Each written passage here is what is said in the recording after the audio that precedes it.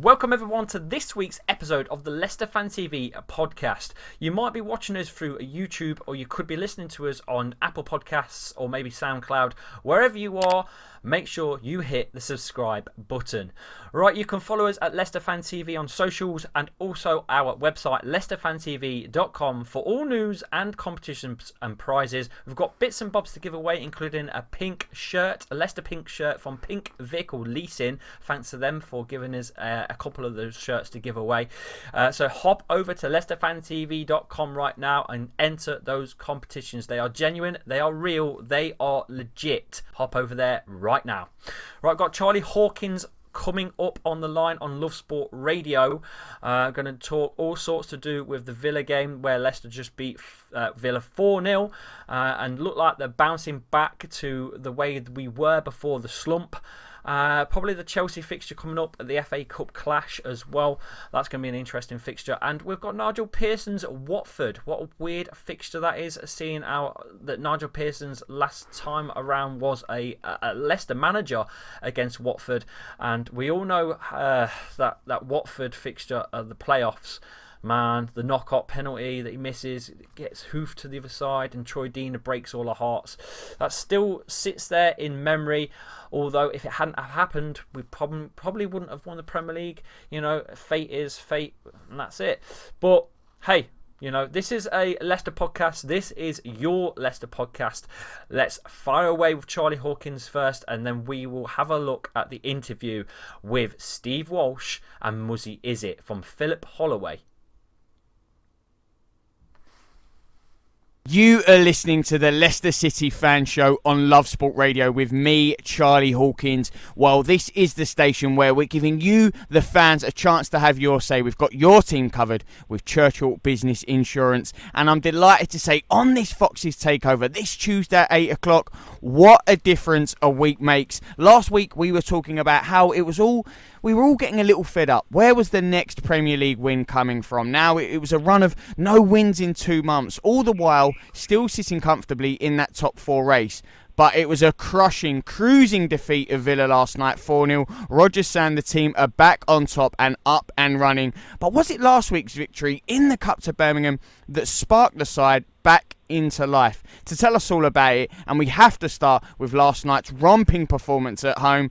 Lee, we are joined by you, Mr. Lee Chappie, Mr. Leicester City himself. And all this football stuff, Lee, is starting to become enjoyable again, isn't it? You know, after last night, I bet you were thinking, we're going to have a good show today, aren't we? I was. It was what I prayed for. I thought, my mate Lee's been very down in the dumps. He's still coming on. He's still providing us with the goods. He's team of it, a little bit of a rocky patch, but we've got through it, Lee. Mate, it's as if by magic the old Leicester City appeared. It was mad last night. Brendan Rodgers shuffled the deck, and what a performance by the boys. Aston Villa were poor, really poor. But some changes that I like to see. Probably Ben Chilwell being taken off because of an injury, but it worked out really well because Double J, James Justin, wasn't he good last night? My word. Yeah, I mean, there's so many players I want to talk about. I mean, what a night, what a game. We could easily make this the Jamie Vardy, the Harvey Barnes, Ndidi back in the side. But James Justin, a player, just where have they unearthed this gem from? Obviously now, only getting his first few appearances for Leicester. I want to come on to him a little bit. But on that collectively, on that team performance, they are back to their best. And Villa were poor, but this was Leicester at their blistering, flying best, wasn't it? Yeah, you don't make mistakes, first of all, against Leicester. Not like that anyway, Pepe Reina. It's like someone was holding the Y button on FIFA and bringing the goalkeeper out too early. You know, it was just like, what's he doing?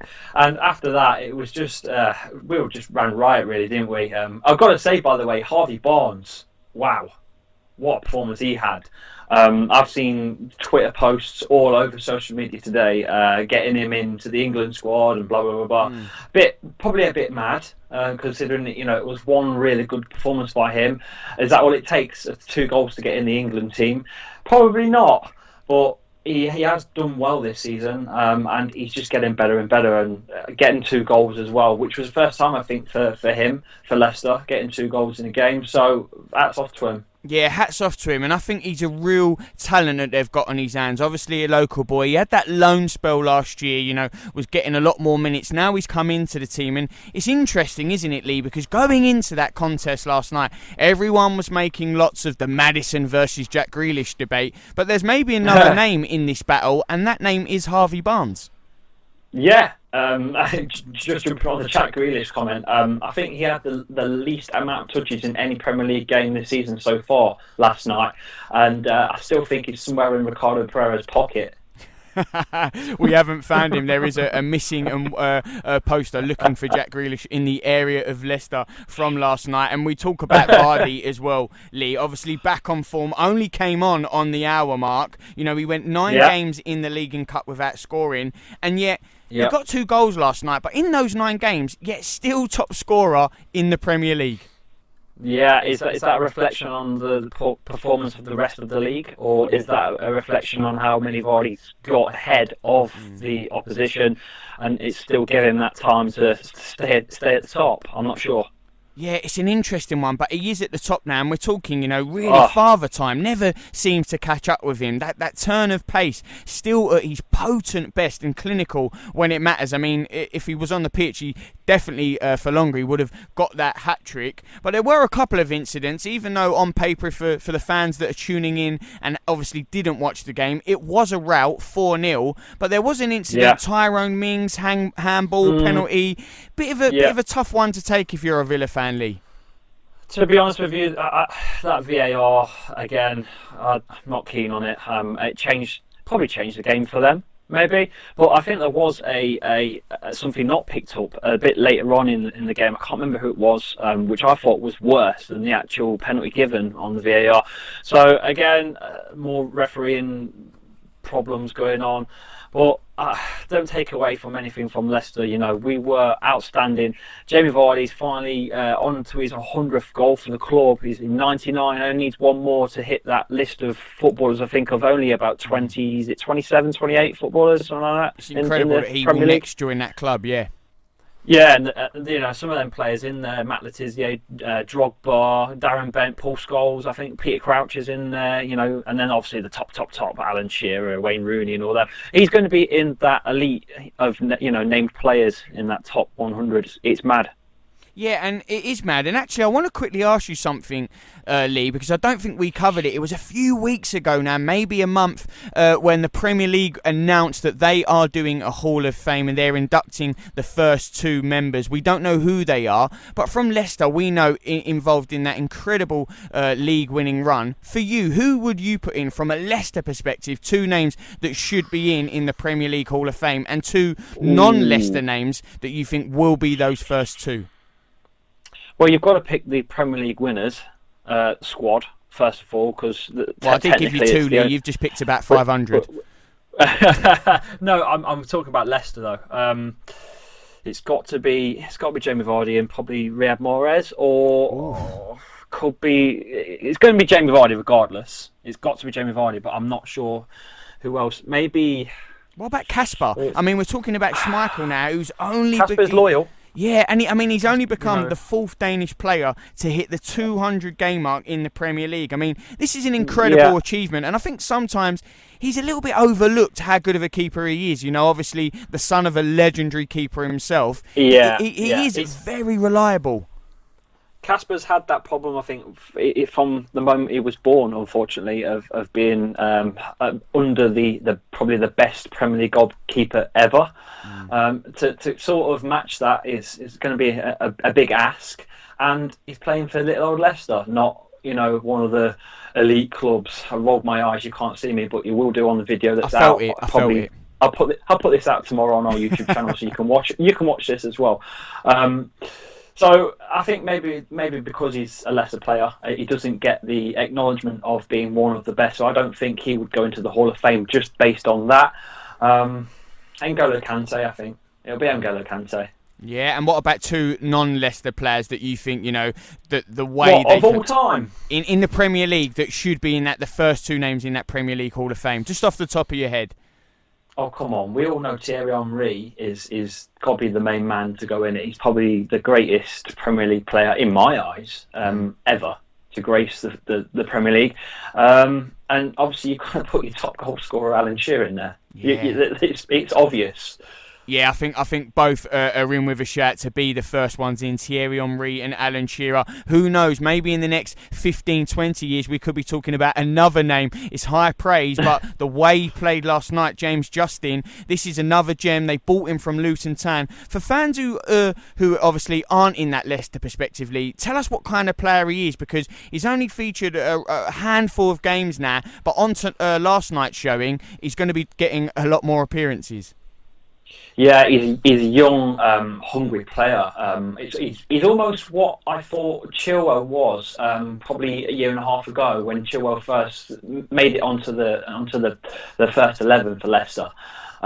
Desire to get the ball, go forwards, and not to be scared to just dig in as well and throw a challenge. Really, he's just he reminds me. I don't know. I'm trying to think what other Leicester player that he could resemble back in the day. Oh, it's tough. He's a different kind of character. He reminds me of coming from like a non-league type player. It's just that raw talent, if you know what I mean. Yeah, and we're talking about the how young this Leicester side is and the players they have. Maddison, Jahavi Barnes, now Justin James, Tielemans, Ndidi, they're all still so young, and now they've got another gem. It's crazy. In James Justin. It's unbelievable where what the future holds, really. That next chapter as well, and Rodgers in next year, being back in Europe as well. And we talk about, getting that good bit of form back, Lee. And was it for you, was the catalyst the win against Birmingham last week? Because, all right, Birmingham in the Championship, but let's not forget, this is a team at the time who were on a 13-game unbeaten run, and it was dominant from Leicester. Birmingham never really threatened. It was a hard-fought win, and it was a win that they needed. And now in the quarterfinals, where they will be at home and face Chelsea. Going on to the Chelsea fixture, a little stat for you that I've seen earlier was every time Leicester have played Chelsea in the FA Cup, Chelsea have gone on to beat Leicester and actually win the actual FA Cup as well. Wow. Well, we're all hoping that doesn't ring true this time. I know. But what are you pleased with that draw? Obviously, Chelsea quarter-finals, because we know what happened in the League Cup. Heartache in the semi-finals. Another good chance. Yeah, Chelsea are looking strong though. They're the ones that are chasing the top 4 position in the Premier League. Put Liverpool out of it as well, of the FA Cup. Sorry. I don't know, mate. It's a tough one. It's going to be a tough fixture, and if they both care about the cup, which I'm hoping they do, because when it hits the quarters, I think the teams step up a bit. It's going to be a clash and a half. That. Yeah, it will be a fantastic game. Lee, always a delight to get you on and have a chat with you. Lee Chappie there from Leicester Fan TV. Make sure you check those guys out because they're brilliant. All the videos they do, like Lee said, he'll be uploading this tomorrow as well, and you can watch. But as always, you can have your say. More importantly, tweet us at Lovesport Radio or call us 0208 7020 558. You can WhatsApp on the same number. But don't worry, Foxes fans, there is still the second half to come. Love Sport. That was Charlie Hawkins from Lovesport Radio there on Leicester Fan TV. Thanks to Lovesport Radio for being a part of Leicester Fan TV and vice versa. You can go and follow Lovesport Radio on socials and also get the app Lovesport Radio to listen to them. They are growing. Good station, good stuff. Right, get your comments in on your predictions for the next fixture coming up against Watford. It's going to be a mad fixture against the Nigel Pearson's men at the weekend. They're the first team to put Liverpool down a couple of weeks ago, but lost against Crystal Palace. most recent game. So their form has dipped again. They have, I think their top man is injured as well, missing out the rest of his season. Well, I think it's going to be an interesting one because Nigel Pearson being under Watford, and that heartache of the Watford-Leicester game in those playoffs. We all remember it when Knockout missed that penalty and goes up to the other side. You know the one I'm talking about, and Deeney breaks the hearts of the Leicester fans.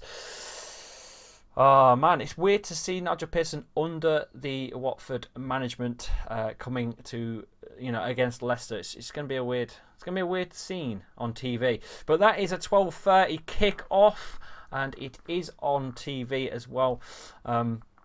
And my predictions, I'm going to go with a Leicester win, and I'm going to go for Vardy to hit the 100th goal for his club career in the Premier League as well. I'm going to go with that. I'm going to go for Jamie Vardy. Going to go for a 2-0. I'm going to go for a 2-0. Get your comments in, your predictions in.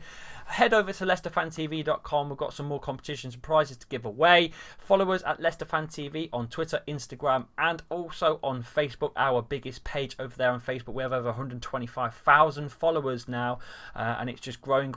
If you're interested in sponsoring the content or getting your name or brand out on the channels, please DM us, get in touch, contact us. We are available 24/7, and there's quite a few of us that run these pages, and we've got a couple of admin as well. Blah blah blah blah blah. Right, I'm out of here. Thank you for tuning in. I shall see you on the next one. I'm hoping to get back onto the watch-throughs, the watch-alongs on the channel. I just don't know. I'm trying to plan around the family life and stuff at the minute. It's difficult, but I'll get Phil on as well. I got a little cheeky podcast for you as well. A side note, which is a little interview with Muzzy Izzet and Leicester legend Steve Walsh as well. So I've got that from Phil Holloway. So tune over to SoundCloud or iTunes on your device. I'll try and make it as a video. In fact, sod it. I'll put it on YouTube as well as a separate piece, or maybe I could edit all of this into one. I don't know what you guys like. Do you guys like short stuff, or do you guys like the long videos? Let us know in the comments, please.